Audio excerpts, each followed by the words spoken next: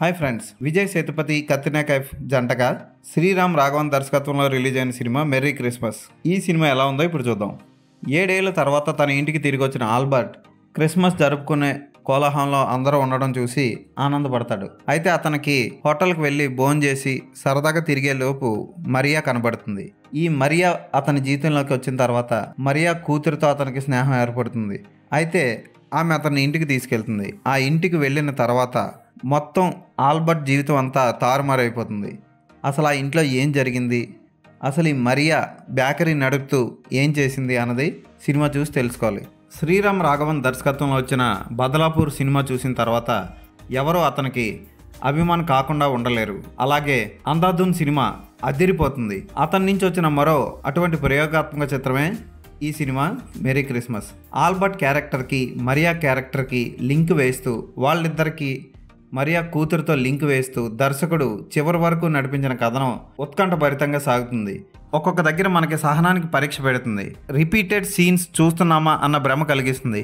కానీ క్లైమాక్స్కి వచ్చేసరికి అదిరిపోతుంది అనిపిస్తుంది. ఈ సినిమాని అందరూ ఎంజాయ్ చేయడం కష్టం.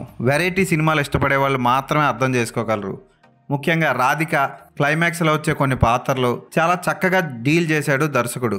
ఎక్కడా కూడా అనవసరంగా వచ్చిపోయే సన్నివేశాలు ఉండవు. ప్రతి సన్నివేశాన్ని మనం కళ్ళు ఆర్పకుండా చూడాల్సిందే. క్లైమాక్స్ని మాత్రం చక్కగా డీల్ చేశాడు. ఫోటోగ్రఫీ బాగుంటుంది, ఆర్ట్ డైరెక్షన్ అదిరిపోతుంది, కాస్ట్యూమ్ డిజైనింగ్ బాగుంటుంది. అలాగే అక్కడక్కడ చిన్న చిన్న విజువల్ ఎఫెక్ట్స్ బాగుంటాయి. ఉదాహరణకి పేపర్తో చేసిన కొంగలు గాల్లో ఎగరడం లాంటివి బాగుంటాయి. పాప క్యారెక్టర్ కూడా బాగుంటుంది. అయితే ఈ సినిమాకి బ్యాక్గ్రౌండ్ స్కోర్ కూడా అద్భుతంగా సాగుతూ ఉన్న ఒక పాట కూడా బాగుంటుంది. అద్భుతమైన పెర్ఫార్మెన్స్లు ఇవ్వడంలో విజయ్ సేతుపతి తర్వాత ఎవరైనా అని మరోసారి నిరూపిస్తాడు.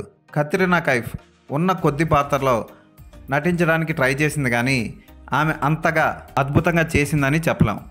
శ్రీరామ్ రాఘవన్ దర్శకత్వం టాప్.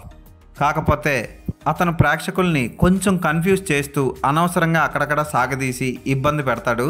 అయినా సరే వెరైటీ సినిమాని వెరైటీ స్క్రీన్ ప్లేతో ప్రజల ముందుకు తెచ్చాడు శ్రీరామ్ రాఘవన్. ఈ సినిమాని ఖచ్చితంగా ఒకసారి చూసి ఎంజాయ్ చేయొచ్చు. కాకపోతే మీకు ఓపిక ఉండాలి. ఈ సినిమాకి నేను ఇచ్చే రేటింగ్ 3.5/5.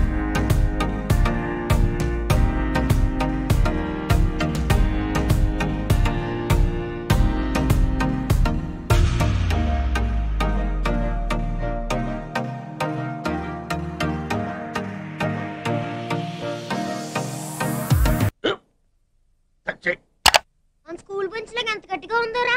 కొట్రా, కొట్టు, పర్లేదు, కొట్టు. పెట్టేసింది బాబాయ్. ఏంటి నువ్వు కొడతావా? కమా బిట్ మీ యార్. వద్దు బాబాయ్. వాడిని నేను కొట్టడం లేదమ్మా, వాడినే నన్ను కొట్టమంటున్నాను. నువ్వేం కంగారు పడక్కర్లేదు. అడుగుతావేంటి?